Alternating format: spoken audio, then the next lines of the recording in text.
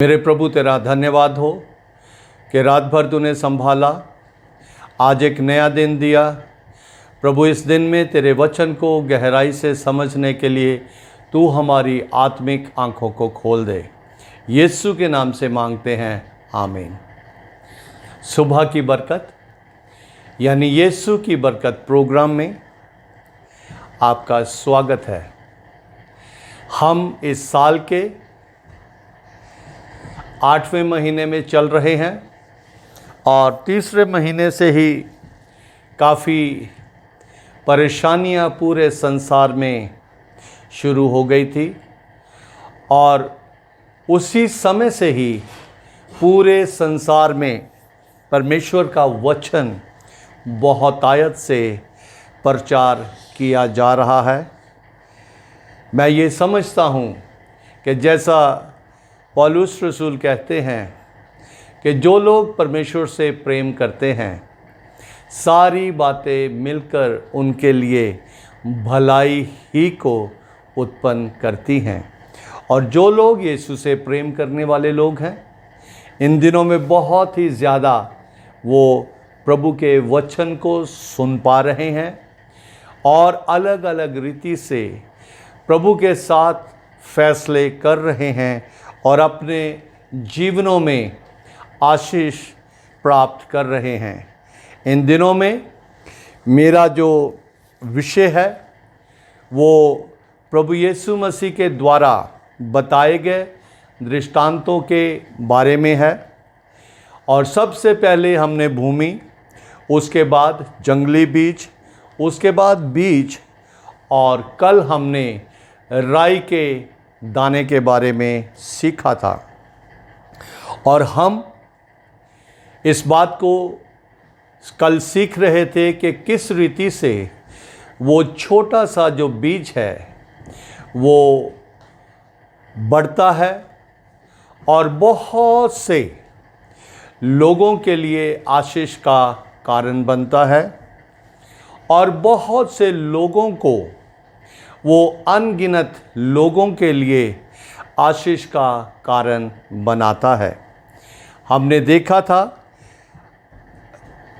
प्रेरितों के कार्य, उसका पहला अध्याय 8 वचन को, और उसके बाद प्रेरितों के कार्य उसके 2 अध्याय के 4 वचन को, प्रेरितों के कार्य 4 अध्याय के 4 वचन को, और प्रेरितों के कार्य उसके 6 अध्याय के 7 वचन को हमने देखा था। और एक बार फिर से हम उस वचन को देखेंगे।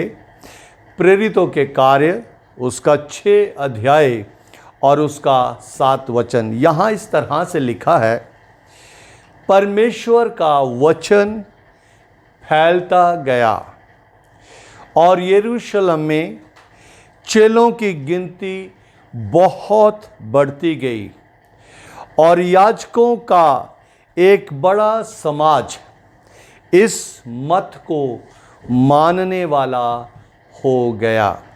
अजीजों, कारण चाहे कुछ भी हो, परमेश्वर का वचन जो है वो हमेशा हमेशा के लिए स्थिर है, हमेशा हमेशा के लिए सच है।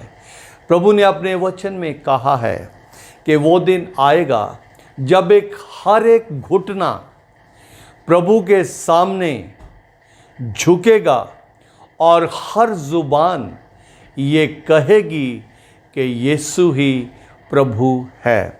यहाँ हम देखते हैं कि यरूशलेम में बहुत से याजक लोग जो थे वो इस मत के मानने वाले हो गए।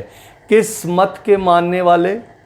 यीशु के पीछे परमेश्वर के वचन को मानने वाले हो गए। और हम इस बात से कभी भी परेशानी महसूस ना करें कि आप लोगों में से कभी भी परमेश्वर अपने राज्य के विस्तार के लिए किसी भी तरीके से इस्तेमाल कर सकता है। केवल इस बात की ज़रूरत है कि हम ये कहें कि प्रभु मैं हाजिर हूँ, जैसे तू चाहे उस बीज को मेरे जीवन में बढ़ाकर मेरे जीवन को बहुत से लोगों के लिए आशीष का कारण बना। जब हम ऐसी प्रार्थना करते हैं, परमेश्वर हमारी प्रार्थना को सुनता है। वो हमारे जीवन काल में जब ज़रूरत वो महसूस करता है तो हमें अपने राज्य के विस्तार के लिए इस्तेमाल करता है। प्रेरितों के कार्य उसका 8 अध्याय और उसके 4 वचन में इस तरह से लिखा है, जो तितर बितर हुए थे वे सुसमाचार सुनाते हुए फिरे। जो तितर बितर हुए थे, किसी भी कारण से जो एक जगह से दूसरी जगह गए थे, किसी भी कारण से, किसी भी डर से वो एक जगह से दूसरी जगह पर गए थे, उनका मकसद केवल और केवल यही था कि उन्होंने परमेश्वर का वचन जो है वो सुनाना है। किसको सुनाना है? उन लोगों को जो अंधकार में पड़े हुए हैं, उन लोगों को जो सच्चाई को सही रीति से नहीं सुन पा रहे हैं। आज ही मैं देख रहा था कि प्रभु यीशु मसीह के चेलों ने उससे पूछा कि तू हमारे साथ दृष्टांतों में क्यों बातें करता है। यीशु ने उसका जवाब दिया कि लोग आंखें रखते हुए नहीं देखते, कान रखते हुए नहीं सुनते। धन्यवाद हो परमेश्वर का कि हमारी गिनती उन लोगों में नहीं है, हमारी गिनती प्रभु के चुने हुए लोगों में है। अजीज़ों, इस बात को हम ध्यान में रखें कि परमेश्वर बहुत ही सामर्थी है, क्योंकि हम दृष्टांतों के बारे में इन दिनों में सीख रहे हैं। अगला दृष्टांत जो है वो है खमीर का दृष्टांत। इसके लिए लूका की अंजील उसका 13 अध्याय 20 और 21 वचन को मैं आप लोगों के लिए पढ़ने जा रहा हूँ। लूका की अंजील उसका 13 अध्याय 20 और 21 वचन यहाँ इस तरह से लिखा है, फिर उसने कहा, मैं परमेश्वर के राज्य की उपमा किससे दूं? मैं परमेश्वर के राज्य की उपमा किससे दूं? वह खमीर के समान है। कौन? पहले हमने पढ़ा कि राई के दाने के समान।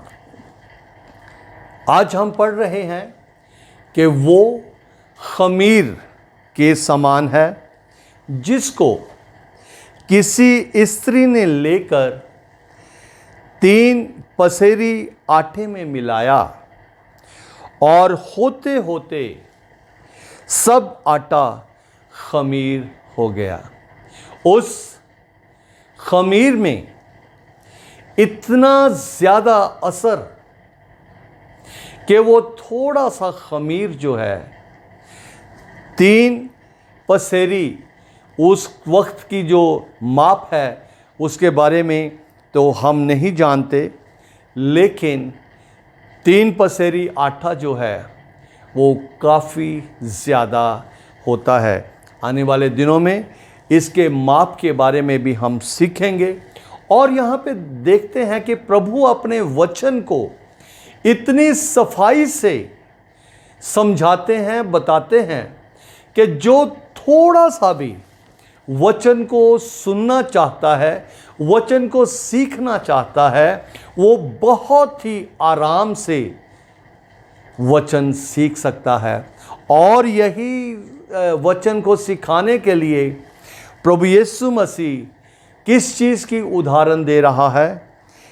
किसी स्त्री ने, क्योंकि स्त्री ही है जो आटे के साथ डील करती है और उस थोड़े से खमीर ने बहुत ज़्यादा आटा जो है वो खमीर कर दिया। अजीज़ों,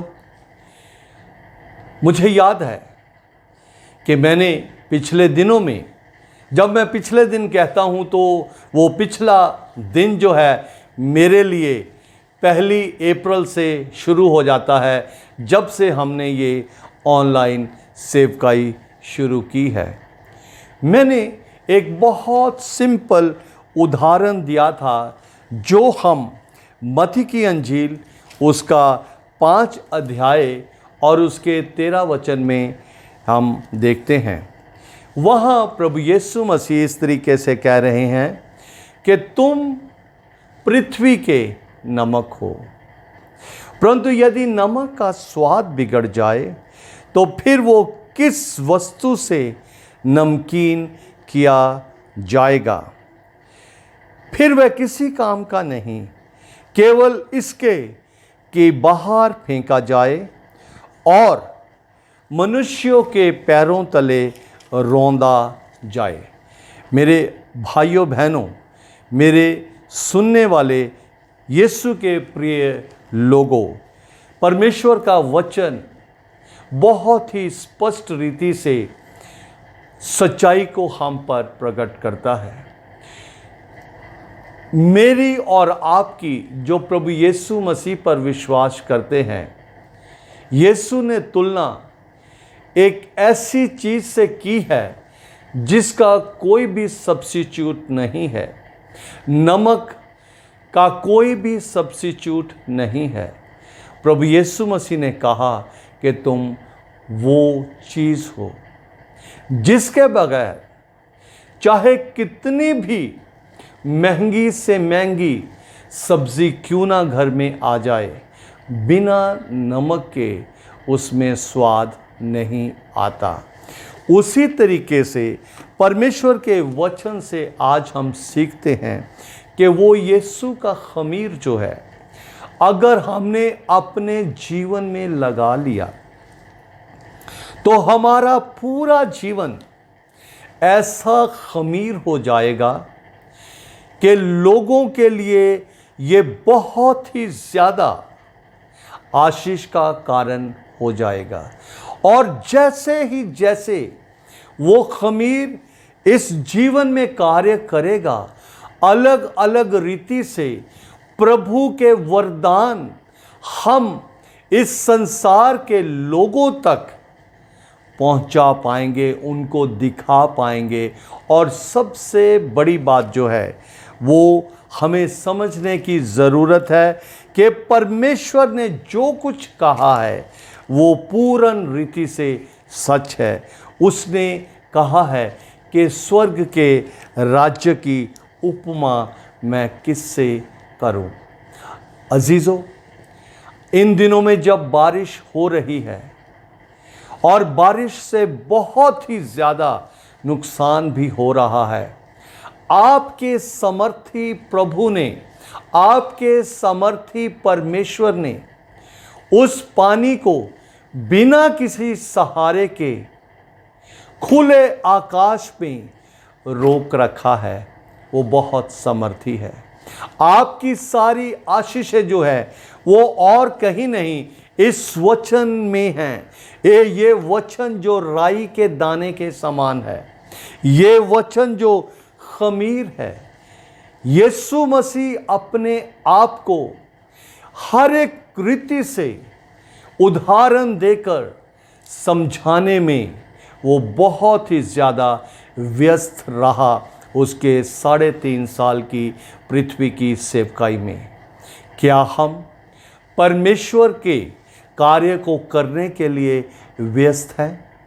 क्या हम उस खमीर को निकाल के तो नहीं फेंक रहे? उस खमीर को अपने जीवन में क्या हम लगातार कार्य करने दे रहे हैं? मेरे अजीज़ों, भाइयों बहनों, हमें इस बात को समझना है कि एक स्त्री जिसने उस खमीर की वैल्यू को समझा, उसने उतने ही खमीर, उतना ही आटा और नहीं बल्कि बहुत सारा आटा लेकर उसने उस खमीर को उस आटे में मिला दिया। उसी तरह से जब हमारा जीवन परमेश्वर के वचन के अनुसार होगा, वो बीज हमारे जीवन में कार्य करेगा। जहाँ जहाँ हम रहते हैं वहाँ वहाँ परमेश्वर का कार्य ज़रूर पूरा होगा, क्योंकि मूसा के बाद परमेश्वर ने यहोशू से ये वायदा किया था कि जहाँ जहाँ तेरे पाँव पड़ेंगे वो सारे का सारा इलाका मैं तुझे दे दूँगा। ये यहोशू की किताब और उसका पहला अध्याय 3 वचन में इस तरह से लिखा है, उस वचन के अनुसार जो मैंने मूसा से कहा था, अर्थात जिस जिस स्थान पर तुम पाँव धरोगे वे सब मैं तुम्हें दे देता हूँ। उसने दे दिया है, केवल हमें ज़रूरत है पोजीशन लेने की और उस सारे यंत्रों का इस्तेमाल करने की जो परमेश्वर ने मेरे और आपके लिए ठहराया है। आने वाले दिनों में हम बहुत ही ज़्यादा गहरी गहरी बातों को यीशु के द्वारा बताए गए दृष्टांतों के द्वारा सीखने जा रहे हैं। प्रभु आपको बहुत आशीष दे। प्रार्थना करें। पिता परमेश्वर, तेरा धन्यवाद करते हैं कि तेरे लोगों ने तेरे वचन को सुना है और प्रभु जी तूने उनके जीवनों में जो अद्भुत कार्य किया है उसके लिए मैं तेरा धन्यवाद करता हूँ। जितने लोग इस सेवकाई के लिए किसी भी तरीके से प्रभु जी सहायता कर रहे हैं, प्रार्थना कर रहे हैं, उनके लिए मैं बहुत ज़्यादा तुझसे आशीष मांगता हूँ। प्रभु हर एक सुनने वाले को अपने राज्य के लिए इस्तेमाल करो। यीशु के नाम से मांगते हैं, आमीन। सबको जय मसीह की।